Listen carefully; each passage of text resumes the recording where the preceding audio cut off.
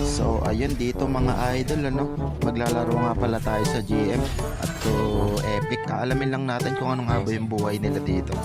So ang ginamit ko nga pala dito is share card. Tapos ayan, dumiretso na agad ako sa red back. Unahin natin yung red back.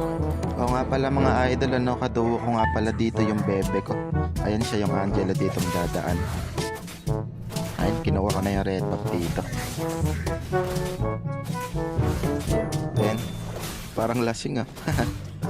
Ayan. Ayan, bawas lang tayo sa red back. Ayun siya, pumunta na siya mid.